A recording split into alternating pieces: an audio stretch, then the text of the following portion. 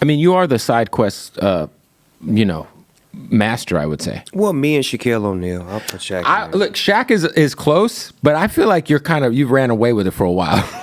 That's what I do. I do usually run away with it. You know what I'm saying? That's what I've been known to do. Yeah. I'm a closer. You know what I'm saying? A lot of guys are relief pitchers. I'm a closer. I close shit down. You know what I'm saying? When I get up there, expect a W because I play hard, I practice hard, I study, and I respect the game. And when you do all those things, it usually ends up in a successful way. I was gonna say, man, like throughout like the last 30 years, we've seen you have so many business ventures. I think to like back in the day owning like Snoop Dogg clothing and like getting it from Burlington Coat Factory as a kid, you know what I'm saying? It was Outkast clothing and Snoop Dogg clothing around the same time. Shout out to Kadada Jones, Quincy Jones' daughter. She the one who took me to a guy by the name of Michael. Well, she took me to Andy Hilfiger first and Tommy Hilfiger, and she got me a branding deal with them. And then she said, you need to create your own line, Snoop Dogg Clothing. She gave me the idea, introduced me to the people, and that's how Snoop Dogg Clothing got kicked off. And this before she even met Tupac. Yeah, no, Snoop Dogg clothing was crazy. It literally was like if you it looked like shit. You would just Snoop Dogg like straight out the closet of Snoop. You know what I mean? But I just feel like even like going into the crypto space, like I feel like you are like a real pioneer when it comes to like showing artists like that there is this other world in which you can kind of monetize. I feel like maybe 3 years ago, there was people spending serious money to have digital real estate next to your house. Yeah, Sandbox. Niggas was buying digital property for hundreds and hundreds of thousands of dollars, and the shit was like this big, and you couldn't touch it. But it was the fact that I had went over to that industry, and I had went on the ground. I had started from the ground up. I didn't come over there and try to grab money.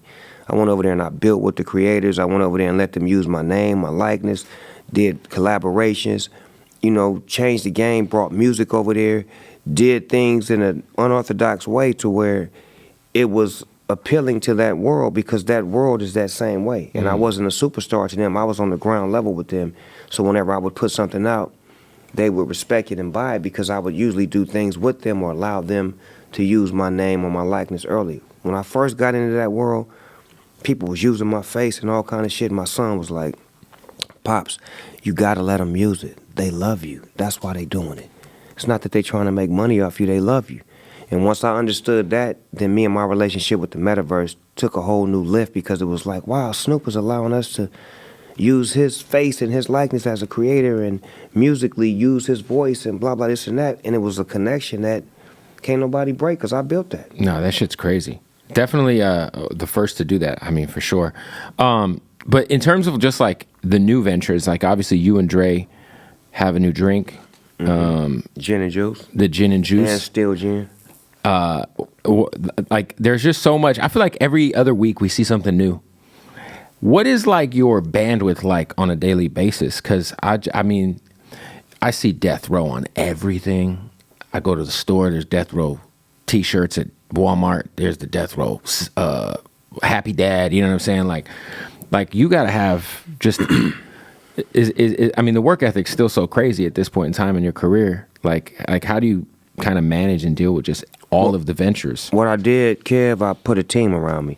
For many years, it would be me and a couple of people making things happen.